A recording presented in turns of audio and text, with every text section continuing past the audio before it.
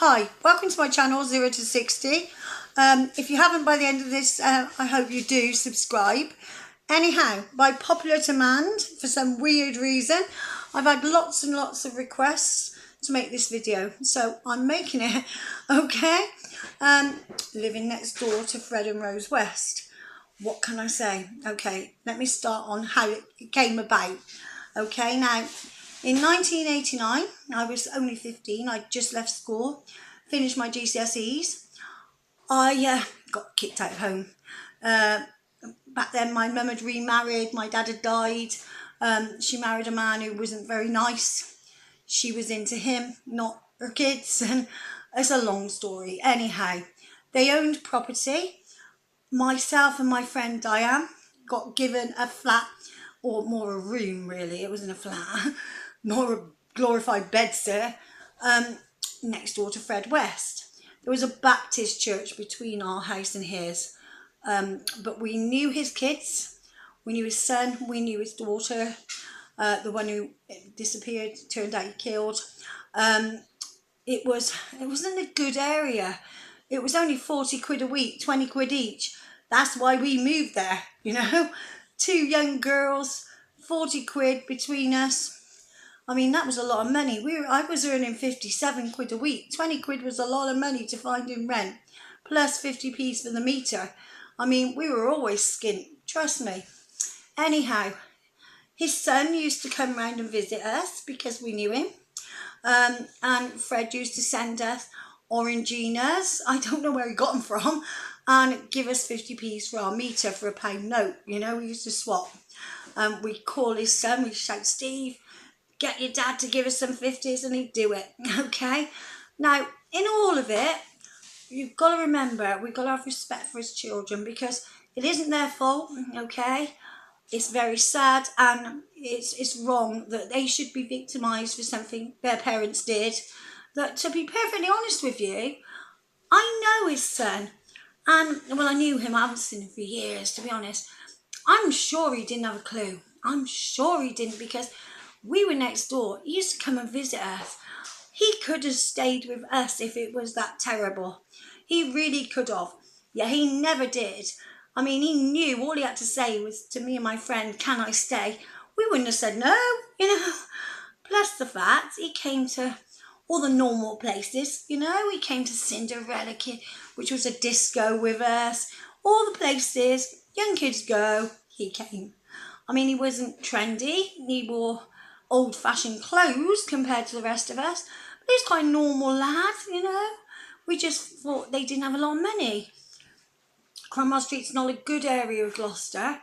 It's bedsit land. I think Fred's house, to be honest with you, was the only house in the road that was still a house. Most of it's flats and bedsits. And there's a lot of, what are they called? You know those houses?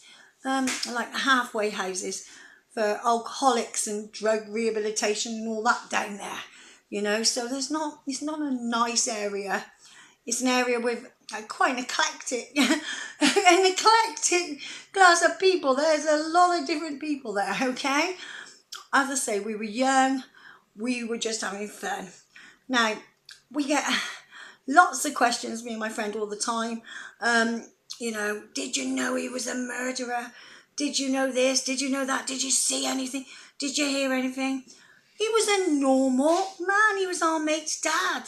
I mean, there was a few odd things about him.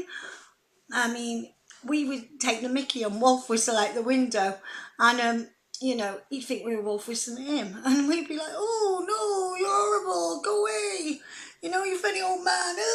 You know. And he always wore a bloody body warmer, and he was always like doing bits to outside. What was strange, and they never mention it, and it's not on the telly, it's nowhere, is his kids, the girls, had boyfriends who stayed at the house. I mean, I know they did. Steve had a girlfriend who stayed at the house a couple of years later. And, you know, what happened to these people? Why have they never been interviewed? I mean, to be honest with you, Rose, we used to just take the piss out of. I mean, Mickey, sorry guys, I shouldn't swear, but She'd walk to the shop. We assumed she fostered children or something with all these half-caste children. We had no idea she was a prostitute. We really didn't. And me and my friend used to shout "Fatty Bum Bum" out the window because she kind of bounced to the shop. She was big. She was a big lady. You know, when we were kids, you know, I wouldn't do that these days to anyone, whatever their size.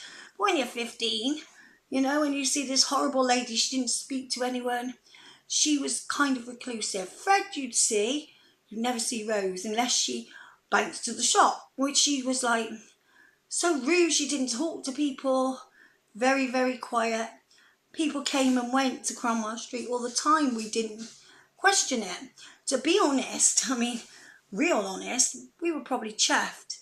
He was the only person who didn't complain about the noise levels coming from us, you know. When people say, "Oh, how come he didn't kill you?" To be perfectly honest, we were too loud. He didn't want people like us who had friends round, had families. He wanted people who wouldn't make a difference if they disappeared. I don't believe his children knew. I don't believe a lot of the stories I'm sure his eldest daughter had a terrible life. And Marie, I think it was awful. But the younger ones, I don't think it was as bad as they make out. I mean, if it was, why were they coming off to discos and stuff? Why were they having boyfriends and girlfriends? You know, that's strange. Plus the fact, there was an odd thing. There were no firewalls in the houses. Now, if you don't know what firewalls are, okay, there are old-fashioned houses. The lofts, in new houses, they're split. So you can't walk through all the lofts in a row of terrace. Each house has their own loft because of fire regulations. In the olden days, Victorians and things like that, you had to have no firewalls. There were no regulations. So you could just walk from one end of the terrace to the other and be in whoever's loft you wanted. We tried. We used to hear terrible sounds in our loft. I mean, we'd all sit there, oh God, groups of us at night. I mean, there was a lot of us and we were noisy, you know. And you'd hear thudding on the ceiling. And it was like someone was above us. Now, we were the top floor room in that house. There was no one above us but a loft, okay? And we literally walked out of our front door, loft, okay? And you could look up and there's a hatch. And we used to say, take the mickey like kids do, seagulls with boots on, you know. And everyone calls the ghost Fred. So we used to say, oh, it's the ghost again. And we shout, shut up, Fred. And it was shut up, okay, which was very strange. The very, very strange thing is when we asked my friend's boyfriend to get up and see what the hell the noise was, because it was like someone walking around. So he got up, goes up through to the loft, and he couldn't get in. Because once he opened the hatch, someone had built a brick wall going that way. So you come up through the latch and you couldn't see behind the brick wall. So we didn't have a clue what it was, the other side of that loft, that was making the noise, okay? I mean, could have been anything. Could have been him, we don't know. There was one weird incident where, and we both rang each other, me and my friend, when Fred was arrested because of this incident. It freaked us out. We were in bed and we used to go out party until 3, 4 in the morning, you know, the days when you used to pretend you were over 21 and you were 16. Can you remember? Yeah, I was born in 1969, my star sign's Cancer, and they'd let you in. Well, we used to do that. Excuse me. God, flipping Christ, this hot weather is so hot, isn't it? Anyhow, right, we had been out till probably 4 in the morning and we'd gone to sleep, okay? And it was probably 2 in the afternoon by the time we'd woken up. And my friend Diane woke me up and she said, oh my God, you'll never guess what. And I said, what? I think your stepdad came round and was staring at us in bed. I said, don't be so bloody stupid. Why would he come round and do that? There's a bloke in a body warmer in the room. Now, my stepdad did wear a body warmer and he did come round and collect rents. But I'd rang my mum saying, why has he been round? She said he hasn't been round at all. You know, Diane's done this. Anyway, well, the minute that he got arrested, Diane phoned me up and she was like, oh my God, I reckon he was in our flat. And it wouldn't surprise me, okay? As far as the garden went, I've been through his garden, like getting locked out. The only way to get in was to jump the fences and go through his garden, through the church, through our garden, and in through our back door. That was the only way. So it was a very beautiful garden, he'd laid it all beautifully. There was no sign whatsoever. We believed full-heartedly when Heather went missing that Fred, she'd gone away, she was a lesbian, she'd gone to Birmingham. That's what we were told by his son. And we believed it too, because he must have to have told us that, I mean, we would have known if he was lying. If Fred had said to me, do you want to lift home at 2 o'clock in the morning from a nightclub when I was walking alone, why would I say no? He was my mate's dad who lived next door. I'd have got in. I would have thought nothing of it, I used to wave at him, everything. I wouldn't have thought a blooming thing. I'd have gone in that van, had a lift, and who knows, Unfortunately, some of the women who went missing, we know of them, and some family members of mine know them, or knew them, I should say. My uncle went out with one of the ladies who he killed. Gloucester's not a big place, and most people will have had contact with him. It was sad when he got arrested, sad for his children, sad for the place as a whole. He worked on many sites in Gloucester. McDonald's being one of the big ones, What's under there, we'll never know, Did he stop killing? Do you really? I don't think he did. I honestly don't think he can have.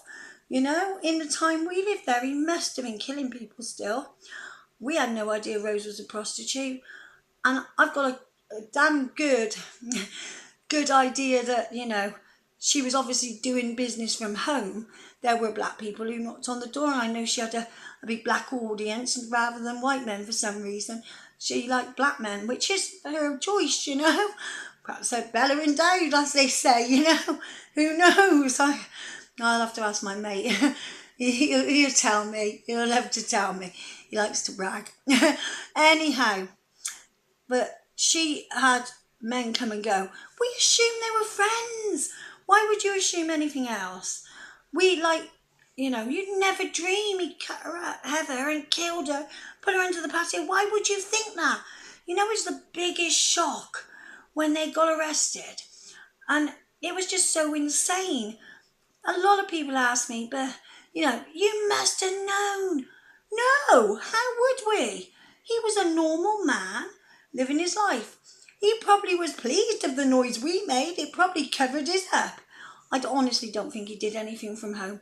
I don't think he was doing stuff from home in the 80s. I think he was still doing things, but not at home. He wasn't a clever man. And I can honestly say, if anyone was behind it, it wasn't him. He might have been the sort of brawn in that operation, but he certainly wasn't the brain. I believe wholeheartedly she was the brain. She told him what to do, and he was under her thumb. And they say that he didn't kill himself.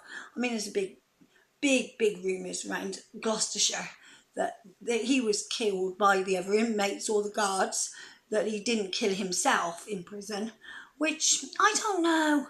I mean, if she told him to get lost, which she seems to have, maybe he did. I don't know. No one's going to ever really know, are they?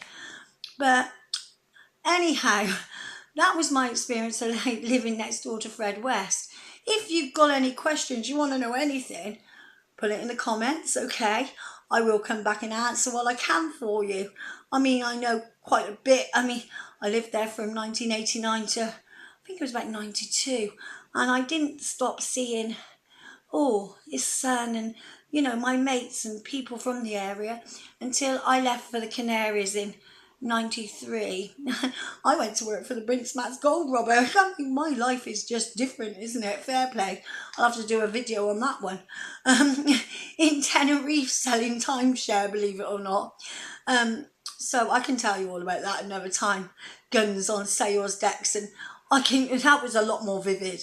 That was a lot more action than that I can tell you about, trust me. excuse the eye look, I'm halfway through, but I had to get this video done.